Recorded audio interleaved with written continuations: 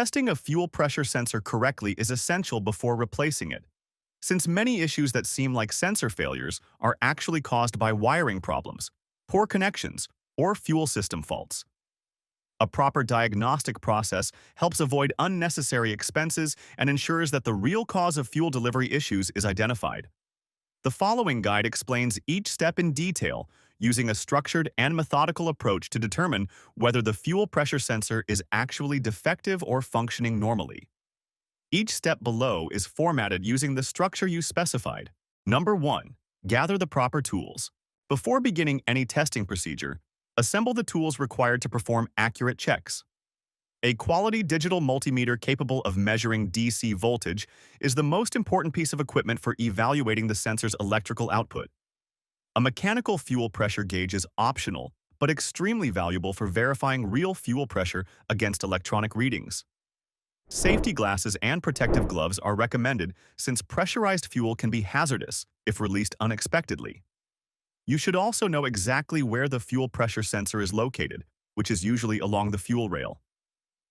Having the vehicle's service manual nearby provides essential specifications such as expected voltage ranges and pressure values, allowing you to compare test results with factory standards. Proper preparation ensures you can conduct each test efficiently and safely without interruptions caused by missing tools or unclear procedures. Number 2. Verify basic conditions. Before testing, confirm that the vehicle's electrical and fuel systems are in a stable state to prevent misleading results. Turn the ignition off and, if needed, remove the fuel pump fuse or relay to release pressure from the fuel system. Some vehicles require depressurization before removing or probing components, so consult the manual for the correct method. Ensure the battery has a strong charge because low battery voltage can cause inaccurate sensor readings or inconsistent multimeter results. If the battery is weak, recharge it or use a jumper pack to keep voltage stable during testing. Confirming basic conditions eliminates external variables that could distort the results and lead to incorrect assumptions about the sensor's performance. This step lays the foundation for accurate testing and makes sure that the data you collect reflects the sensor's true condition. Number 3. Locate and access the fuel pressure sensor. Next, locate the fuel pressure sensor, typically mounted on the fuel rail or along the fuel line. Once found, disconnect the electrical connector and examine it carefully. Dirt, corrosion, water intrusion, or damaged pins can cause faulty readings that mimic a failing sensor. Corrosion is especially problematic because it increases electrical resistance, preventing proper signal transmission. Clean the connector gently using electrical contact cleaner if needed, and make sure it fits securely when reattached. Inspect the wiring harness leading to the sensor and look for cracked insulation, pinched sections, or areas rubbing against metal components. After inspecting the connector and wiring, position yourself to back probe the connector or reconnect it depending on the testing method chosen. Ensuring a clean connection removes one of the most common sources of erroneous fuel pressure sensor symptoms. Number 4. Test sensor voltage output. Set your multimeter to measure DC voltage, ideally in an auto range mode or within a low voltage range suitable for readings between 0 and 5 volts. Back probe the correct signal wire while keeping the connector attached, or use another approved method based on the sensor's design. Turn the ignition to the on position without starting the engine unless the manufacturer specifies otherwise. A properly functioning sensor usually outputs a voltage that varies between approximately half a volt and 4.5 volts depending on fuel pressure. At idle, the voltage may settle around a mid-range value. If the reading is stuck at 0 volts, held at 5 volts, or fluctuating erratically with no relationship to engine behavior, then the signal is unreliable. Such results may indicate a failed sensor, a wiring problem, or a poor ground. Voltage output testing is one of the most effective ways to identify whether the sensor is functioning as intended. Number 5. Cross-check actual fuel pressure. To confirm electrical readings, use a mechanical fuel pressure gauge on the fuel rail's test port if available.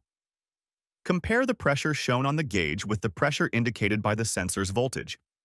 For example, if the gauge displays 50 psi but the sensor voltage corresponds to significantly lower pressure values, the sensor is likely inaccurate. However, if both readings indicate low pressure, then the issue might be related to the fuel pump, clogged filter, or regulator, not the sensor itself. This comparison helps separate sensor problems from mechanical failures.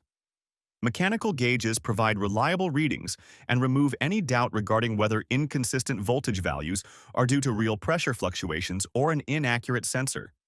This optional step strengthens your diagnosis by giving you two independent measurements to work with. Number 6. Check sensor wiring and grounds. If voltage readings appear incorrect or inconsistent, inspect the wiring in detail. Turn off the ignition and disconnect the battery before switching the multimeter to continuity or resistance mode. Test each wire between the sensor connector and the engine control module, ensuring continuity is stable and resistance values are within normal ranges. Look for breaks, intermittent connections, or excessive resistance that could distort the sensor's signal. Additionally, test the ground circuit to ensure it is clean and secure. A weak ground can cause a faulty signal even when the sensor is fully functional. Many drivers replace sensors unnecessarily when the real issue is a wiring defect. By thoroughly checking electrical circuits, you eliminate the possibility that a short, open circuit, or grounding issue is responsible for the incorrect readings. Number 7. Inspect and clean the sensor and connector. If needed, remove the sensor from its mounting port. Wrap a rag around it to catch any residual fuel that may spray out during removal. Inspect the tip of the sensor for contamination, such as varnish buildup or debris that may interfere with proper readings. Examine the O-ring for cracks or deformation that could allow fuel leakage or pressure irregularities. Although many modern sensors cannot be cleaned internally, cleaning the port or removing debris around the tip can sometimes restore correct operation. Reinstall the sensor carefully, ensuring the O-ring seats properly and the connector fits securely. Taking time to clean and inspect the sensor helps ensure that the readings you observe during testing are accurate and not influenced by physical obstructions or surface contamination. Number 8. Test the sensor response. Reconnect the sensor and start the engine. With the multimeter still connected, monitor the voltage while the engine idles and while you briefly increase the throttle. A good sensor responds smoothly to pressure changes, showing voltages that rise and fall predictably with engine load. If the voltage remains frozen at a single value, jumps erratically, or fails to respond to throttle changes, the sensor likely has an internal defect. Using a scan tool can assist in reading live data directly from the engine control module, providing another perspective on how the sensor behaves under real-time conditions. A dynamic test reveals subtle issues that may not appear during initial static voltage checks. Number 9. Confirm the diagnosis. After completing all previous steps, evaluate the evidence gathered.